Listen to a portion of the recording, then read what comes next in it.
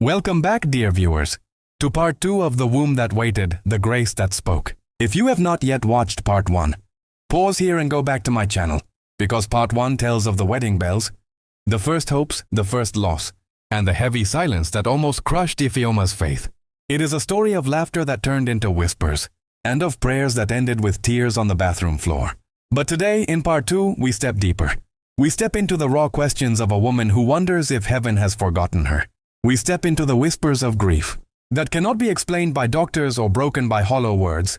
And yet, even here, grace is not absent. Then she continues, God, are you still writing my story? Or did you put down the pen when I lost the second one? Today I prayed without words, only tears. Please interpret them. Church office, one-on-one with Pastor Amadi. Ife sits across from Pastor Amadi, her eyes hollow but calm. I'm tired of pretending, she says. Of what?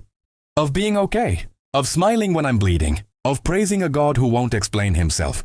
You can be honest with God. I am. I've screamed at him. I've cursed him in my heart. And what did he say? Nothing. That's the problem.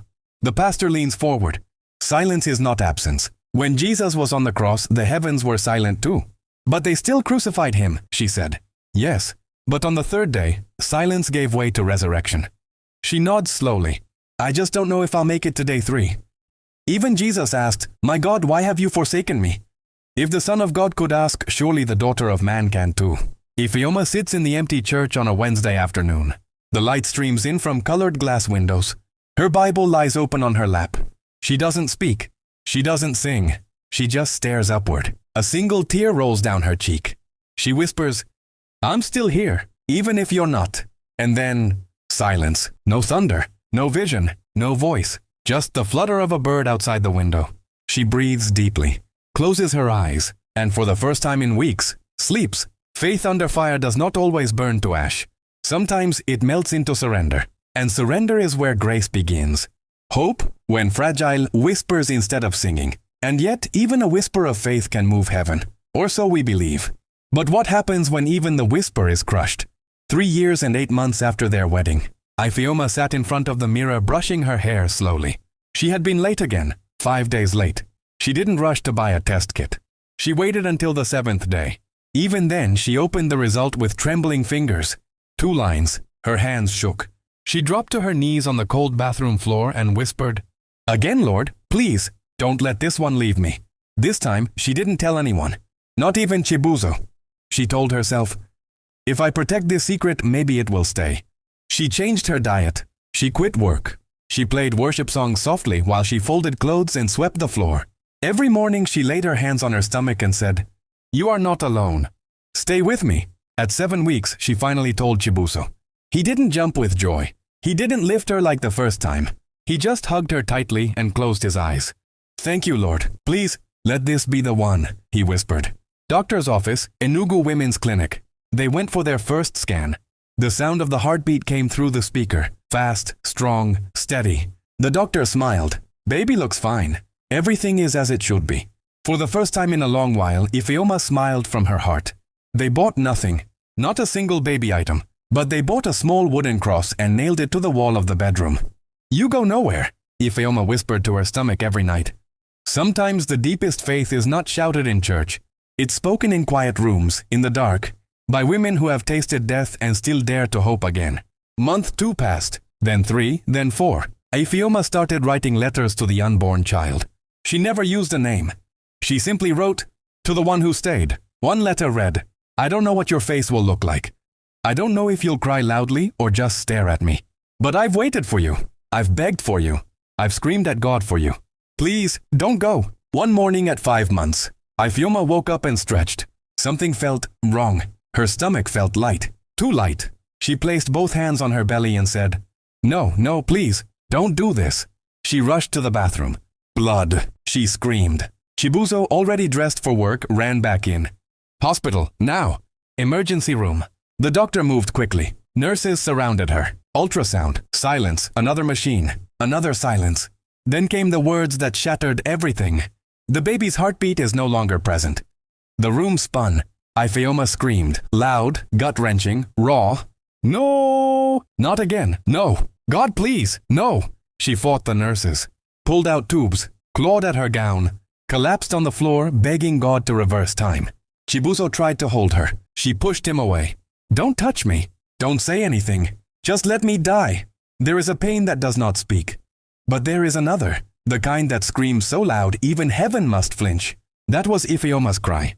3 days later at home, the room was silent. The wooden cross on the wall now looked like mockery. Ifeoma had not eaten, not spoken. She sat on the floor beside their bed, holding the ultrasound photo of the baby. Tears no longer came. Her eyes were dry. Chibuzo entered with a plate of jollof rice. "Please eat, Ife." She looked up slowly. "You said God would come through. You said he answers prayer." "He does, Ife. Maybe not how we—" "Stop," she said, voice cracking. "Just stop. I don't know why this happened again. But please, we can't let this destroy us." She stood up, weak and slow. "I'm already destroyed." She walked out of the room. Scene, church office, a week later. She met Pastor Amadi again. He looked at her with genuine sorrow. "Ifeoma, I can't explain it. I'm a man of God, but I can't explain this." "Then don't try," she said. "I just want you to know. I'm praying for you." She nodded, then added softly, "God doesn't listen to me anymore. But maybe he'll listen to you." When faith is hit repeatedly, it doesn't just bleed, it questions everything. Her tears had names. Her silence had weight. Her hope was buried again. Journal entry. 4th child, 4th grave. I no longer ask why. I ask, how long? How long will I carry life only to bury it? Lord, you said children are a gift. Have you chosen not to gift me? Marriage struggles begin. Chibuzo tried to be strong, but he cried too. One night he broke down in the bathroom. Ifeoma walked in and found him on the floor, towel in hand, sobbing. She didn't say anything. She sat beside him, leaned her head on his shoulder, and whispered, "Maybe we should stop, maybe we're not meant to be parents." He replied, "No, we were just not meant to be broken by this." They sat like that till dawn. Mama Ifeoma came unannounced. She found her daughter sweeping the compound slowly, eyes swollen from sleepless nights. "My daughter," she said, holding her tightly. Ifeoma collapsed into her mother's arms. "Mama, it happened again." "I know," she said, rocking her like a child. "I know." Later that evening, they sat under the guava tree. "Do you remember what I told you before your wedding?" Mama asked. "Yes, Mama. You said never lose your joy, even when things fall apart." "And?" "I failed." Mama looked at her softly. "You didn't fail. You've been fighting. Some battles take longer. But God is silent. Even Jesus faced silence before the stone rolled away. A mother's arms don't always fix problems, but sometimes they carry the weight long enough for you to breathe again." That night, Ifeoma opened her Bible. She didn't read. She simply opened it to Isaiah 49:15-16. "Can a woman forget her nursing child? See, I have engraved you on the palms of my hands." She stared at the verse for a long time. Then she whispered, "If you have engraved me, Lord, then I am still in your hands, even in this pain." The 4th time broke her. But in the breaking, a different kind of surrender was born. Not the surrender of giving up, but the surrender of letting God hold what she could no longer carry. When God does not answer your questions, sometimes he sends you someone who has lived the answers. 3 months passed after Ifeoma's 4th loss. She no longer cried. She no longer prayed. She simply existed. She did her chores. She cooked. She cleaned. She responded when spoken to. But the light in her eyes was gone. Chibuzo suggested they take a break from Enugu and visit his cousin in Aba. She declined. She didn't want new places. She didn't want new memories. But she agreed to attend the women's health seminar being held at the church on a quiet Saturday morning, only because Sister Nkechi kept insisting. "They'll talk about post-miscarriage healing. It might help," she said gently. So Ifeoma went, wearing a simple gray wrapper and a faded white blouse. Church hall, women's seminar. Plastic chairs lined the room. About 40 women had gathered. Some were laughing. Some held babies. Others, like Ifeoma, sat quietly in the corner. The speaker talked about nutrition, vitamins, reproductive health, hormonal balance. Ifeoma listened, but barely. Then the mic was passed to a guest speaker. Her name was Mama Peace. She was old, nearly 70, her back slightly hunched, her hands wrinkled, her voice slow and deliberate. She didn't open with jokes. She opened with truth. "My name is Mama Peace. I gave birth for the first time at 61. Gasps echoed around the room.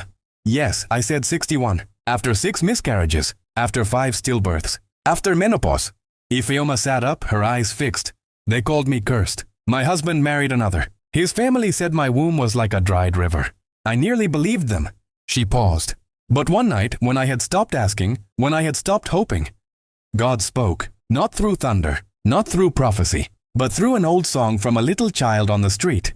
The child sang, "He has not forgotten you."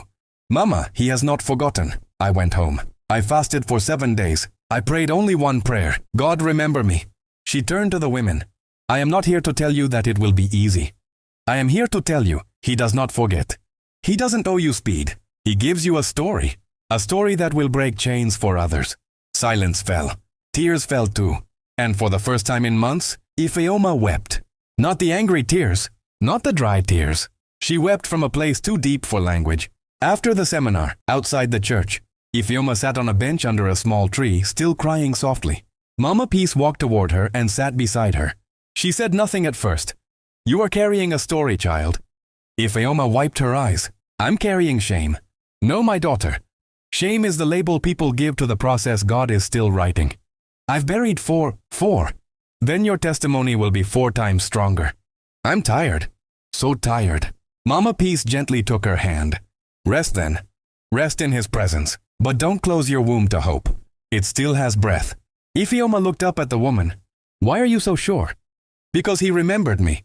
At 61, God does not always send thunder. Sometimes, he sends a wrinkled woman with a scarred womb and a soft voice to remind you that grace has not retired."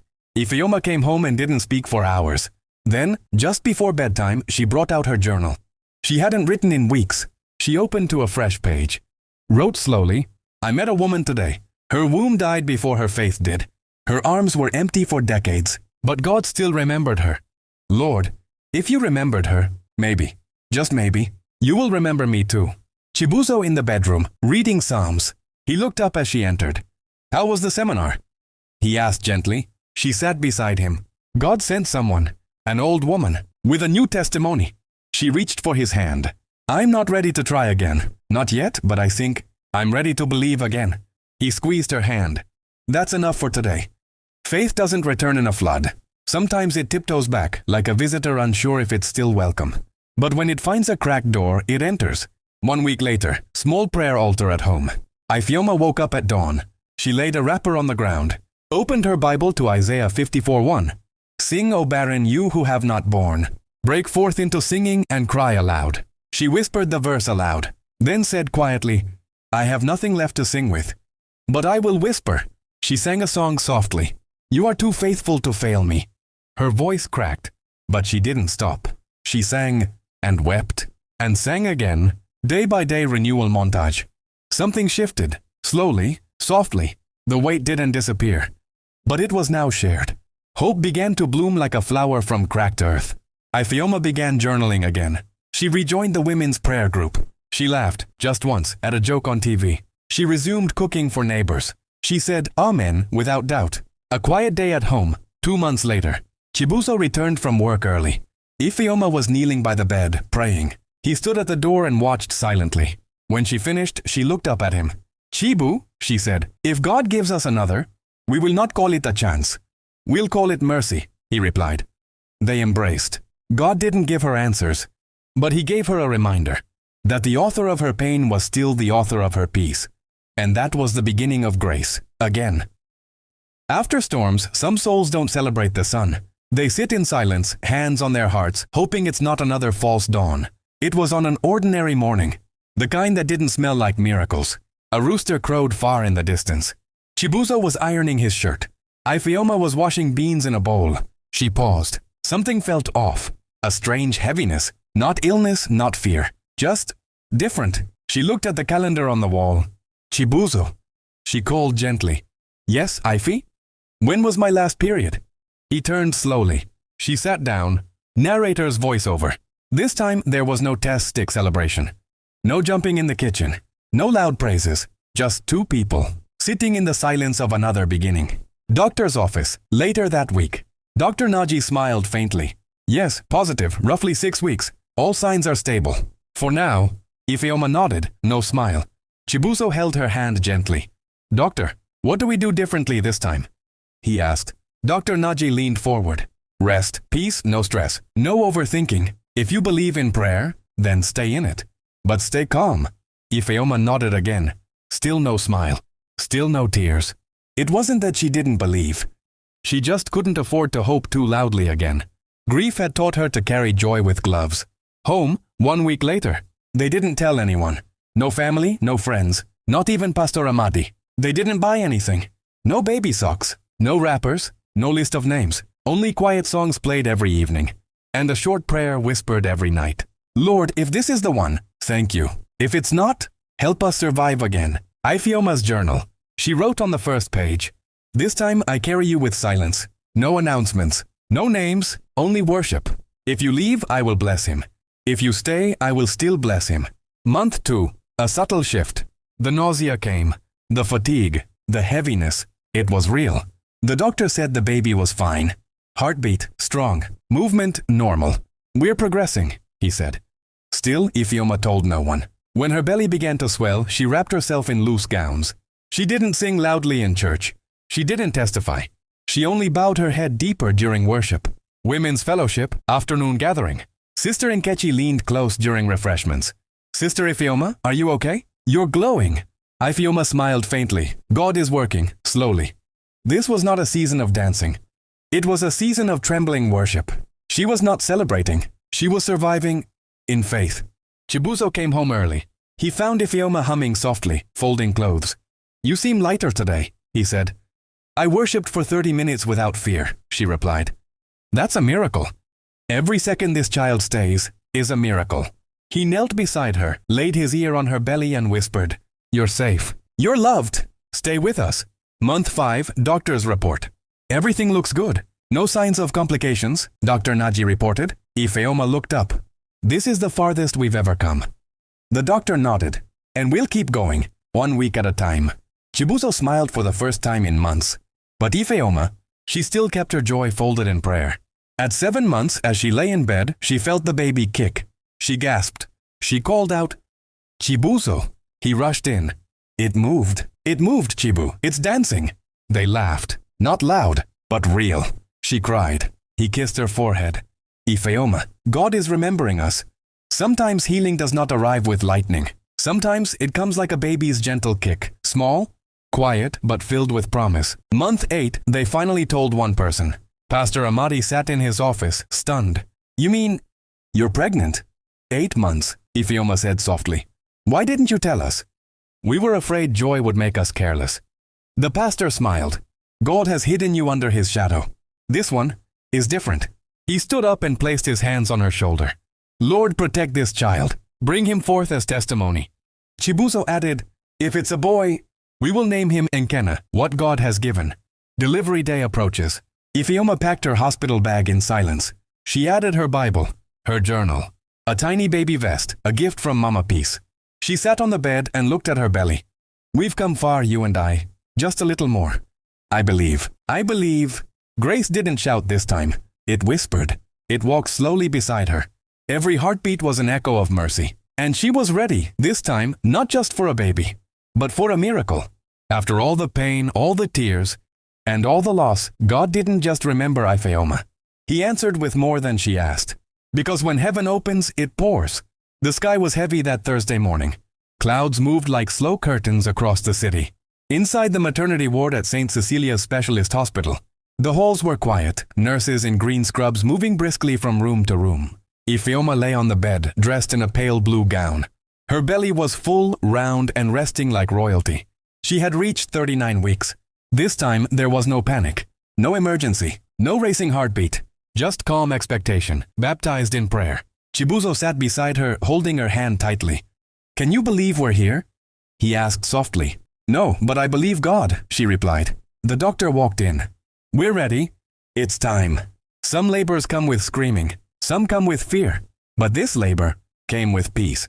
As Ifeoma was wheeled in for her cesarean section, she closed her eyes. "God, I am not alone. You carried me here. Let me carry them out."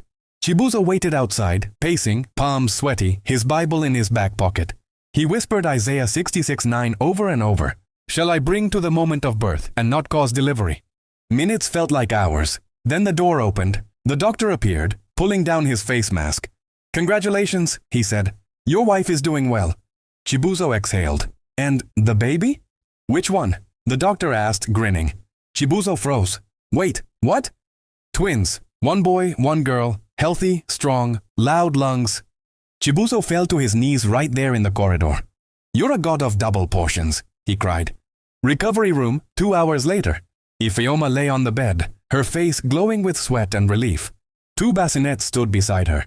Chibuzo entered slowly, holding flowers, but he stopped in his tracks. He looked from the boy to the girl.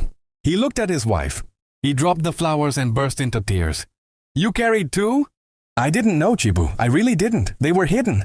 She laughed through tears. I carried them in silence, but God hid them in His promise. After all the womb had buried, God gave her double for her trouble. Not just restoration, but multiplication. Naming ceremony, 8 days later. The house overflowed with people.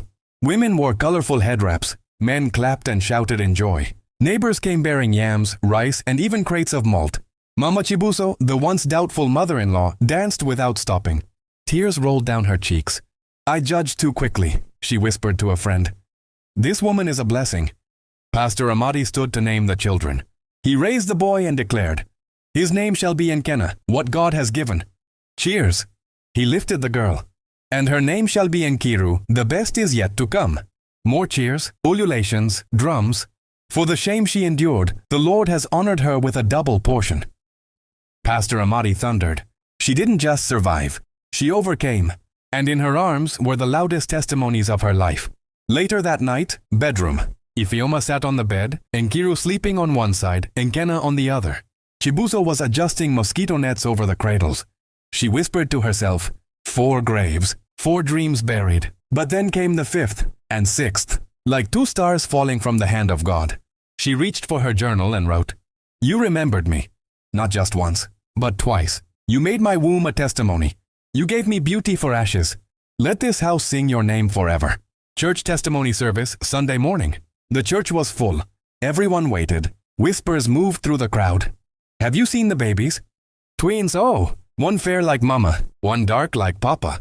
God is too much. When Ifeoma walked in, dressed in golden lace, holding Nkiru while Chibuzo carried Nkena, the whole church stood. Applause, tears, worship. Pastor Amadi handed her the mic. She stood silently for a few seconds. Then she spoke. I buried 4, but today I dedicate 2. I asked why, so many times, but God answered with, wait. He didn't come when I wanted, but He came, and that's enough. She opened her Bible and read, Isaiah 61:7. Instead of your shame, you shall receive a double portion, and instead of disgrace, you will rejoice in your inheritance. The congregation shouted, Amen, like thunder. These children are not just babies, she continued. They are proof that even in silence, God still speaks. Even in delay, God still moves. Even in sorrow, God is still good. He didn't just give her children. He gave her peace. He didn't just restore her marriage. He gave them a ministry. Because every time someone hears her story, hope rises again. God doesn't give stories to be hidden. He gives them to be poured like oil over the wounds of others. And Ifeoma's oil was overflowing. Months passed. Nkena and Nkiru grew into vibrant, joyful babies. Nkena kicked whenever worship music played. Nkiru clung to her mother's wrapper and stared at people with a quiet, knowing gaze. But Ifeoma knew her story wasn't just about babies. It was about God's grace, unseen battles, and the healing that happens after the miracle.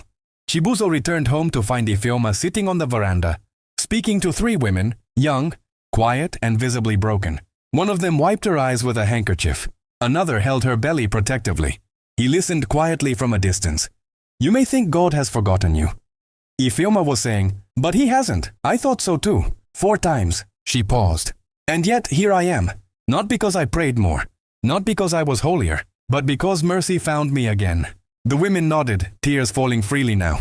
Her pain became her pulpit. Her wounds became wells of wisdom. She was no longer just a mother. She was now a minister of comfort. Women's conference. Later that year. The hall was packed. A large banner read, Hope in Waiting, Stories that Heal the Silent Tears. Ifeoma stood on stage, now recognized across women's fellowships as a voice for the voiceless.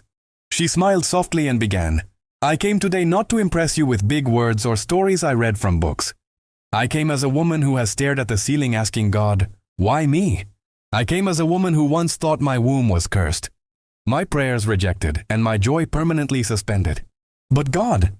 The crowd murmured, but God turned my mourning into music. And today I want to pour oil into someone else's heart. Maybe you're in your second miscarriage, or your sixth. Maybe the doctor said it's impossible. Maybe your in-laws have started calling you names. Or maybe you've stopped praying altogether. She held up her journal, old, bent, tear-stained. This book is full of my rawest cries. I brought it to show you that God can handle your honesty. So cry, but cry in His direction. Complain, but don't stop listening. Wait, but while you wait, worship. She paused, tears in her eyes. Because He's coming, not on your clock, but in His perfect time. And when He comes with more than you asked for. The crowd wept. Not because she had twins, but because they saw themselves in her journey. She had voiced what many had buried in silence. After the conference, one young lady approached Ifeoma shyly, hands trembling. Ma, I was planning to end my life next week. I've lost 3 babies. My husband wants to leave. But after hearing you speak, she choked on her tears. I think I want to try again. Ifeoma held her tightly. Then that's your first miracle. One quiet night, Ifeoma stood beside the baby cot. Nkena was sleeping. Nkiru was mumbling in her sleep, her fingers curled around a small Bible. Chibuzo walked in. They sleep like angels, he said. They are, she whispered. He wrapped his arms around her from behind. I'm proud of you. You didn't just survive, you surrendered, and God gave you strength. She leaned into him. I never thought I'd find joy again. But here it is. Multiplied. Some miracles are born through prayers. Others are born through pain. But the greatest ones come when we don't just ask God for something, but offer Him everything. 1 year after the twins' birth. Dear Lord, I never thought I'd write this, but thank you for the pain. Thank you for the silence. Thank you for the waiting, because in all of it, you shaped me. Today my arms are full, but more importantly, my heart is healed. For the women still waiting, let this story be their prophecy. Because if you did it for me, you can do it again. And so Ifeoma's story became more than a testimony. It became a torch, a light in the dark corridors of every woman who has ever felt forgotten, unworthy or cursed. Her womb had waited, but grace had spoken. Final Bible verse, Romans 5:3-5. We also glory in our sufferings, because we know that suffering produces perseverance. Perseverance, character. And character, hope. And hope does not disappoint us, because God's love has been poured into our hearts. Dear viewer, are you in a season of waiting? Do you feel like Ifeoma, buried under grief, misunderstood and forgotten? Don't give up. God is still writing your story. And when He finishes, it will be beautiful. Ifeoma, the waiting woman. She washed, prayed, cooked, taught children, loved her husband, endured quietly, even when broken inside. Lesson. Even when you're surrounded by routine, God sees the pain you're hiding behind your daily chores. Your silent prayers in the kitchen, your tears in the bathroom, your journal entries, none are wasted. Suffering doesn't mean you're forgotten. Sometimes God is preparing your womb and your character for more than you asked. Chibuzo, the silent supporter. He held her hand. He fasted with her. He didn't always have answers, but he stayed. Lesson. You don't need perfect words to help someone in pain, just presence. Faithful love is not always loud. It's found in quiet endurance, late-night prayers, and holding hands when words fail. When love passes through fire, it either melts or molds. Chibuzo's love molded into strength. Mama Peace, the vessel of grace, an old woman with scarred memories but a glowing heart. She told her story simply, honestly. Lesson. Your scars are someone's survival guide. Don't be ashamed of them. God turns our ashes into testimonies for others. Lesson from her life. Testimonies are not decorations, they are healing tools. Don't hide your journey. Use it to lift others. Nkiru and Nkena, the double portion. Their cry became music in a house that once only knew silence. Lesson. God doesn't just restore, He overflows. When your season comes, it will wipe out years of pain. Lesson from their birth. Isaiah 61:7. Instead of your shame, you shall have double. Preacher for you. Dear Lord, for everyone who has waited like Ifeoma, waited in pain, in silence and in shame, remember them. For every heart that has wept privately and smiled publicly, hold them. For every womb that has carried loss, give life. For every man like Chibuzo holding on without answers, give strength. And for every family wondering when, remind them that you are never late. Bring beauty from ashes. Bring Nkiru and Nkena into homes that have known only emptiness. And when you do, we will testify again and again. In Jesus' name, Amen. Comment below if this story touched your heart. Don't forget to like, share, and subscribe to African Gospel Tales for more true, healing stories of faith and redemption. Your story is not over. You are not cursed. You are fearfully and wonderfully made by God. You are blessed.